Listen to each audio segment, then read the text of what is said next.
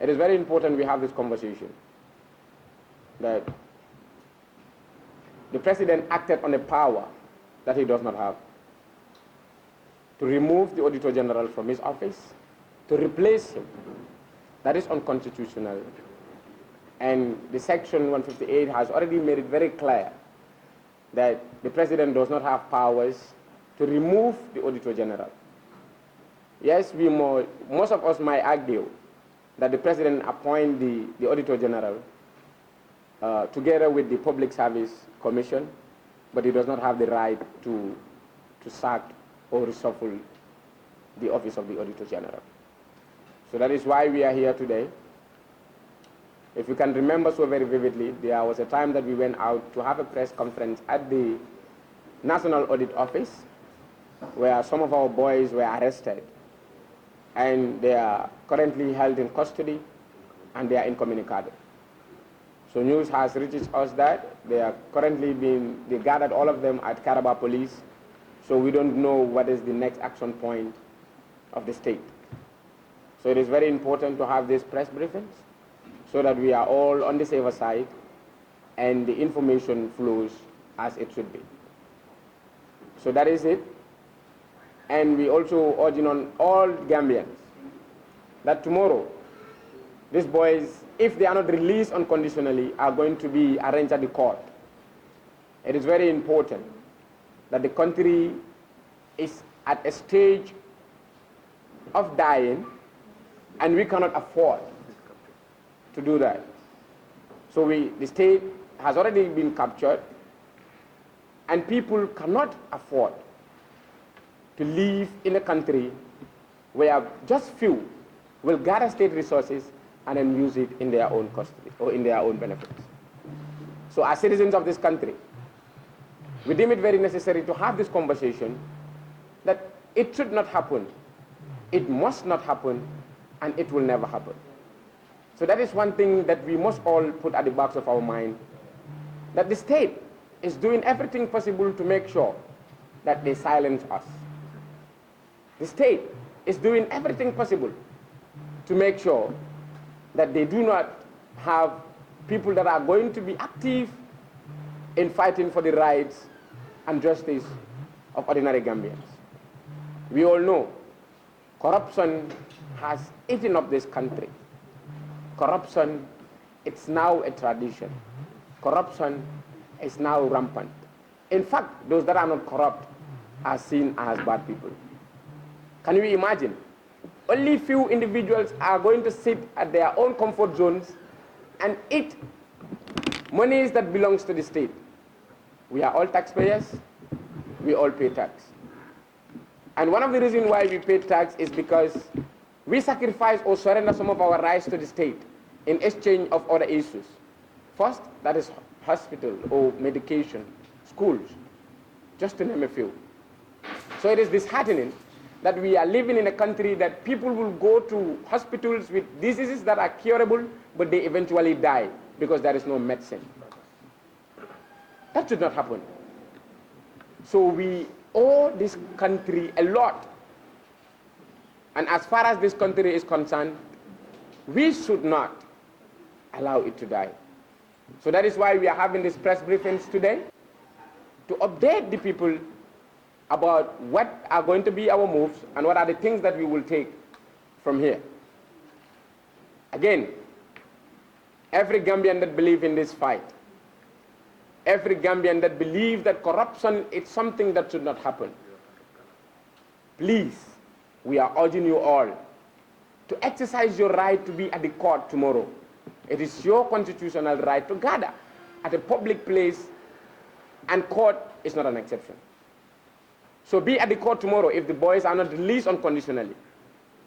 Yesterday,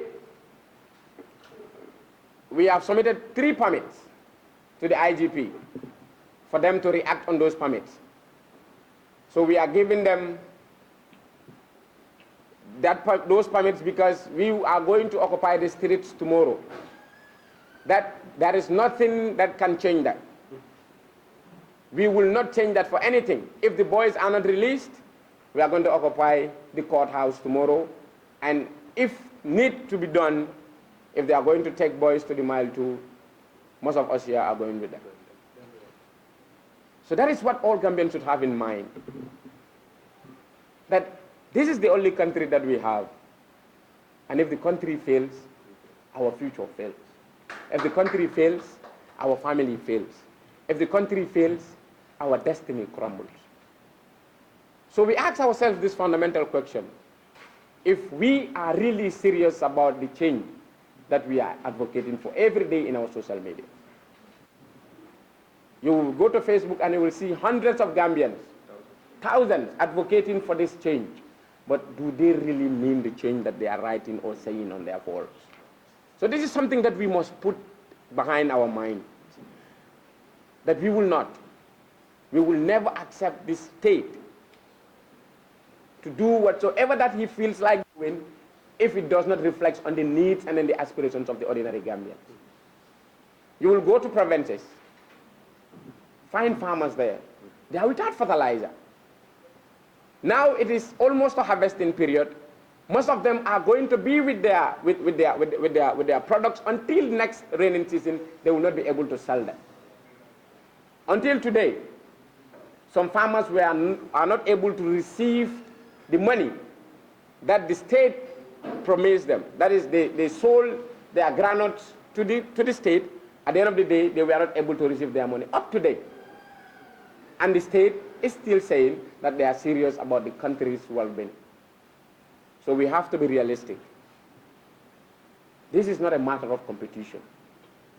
This is a matter of fight.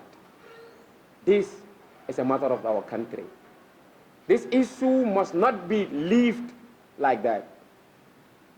If the president can capture the Auditor General in his office, there is high tendency of the president rigging elections.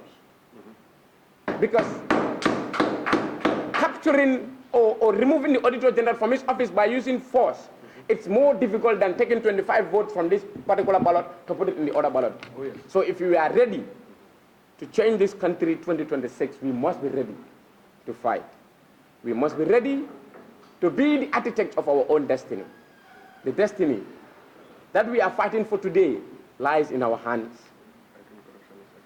Fighting corruption is everybody's business, including me and you that is watching us right now.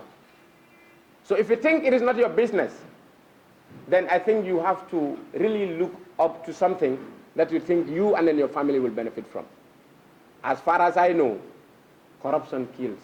One of the reasons why this country is still not developed is because we have been seeing rampant corruption.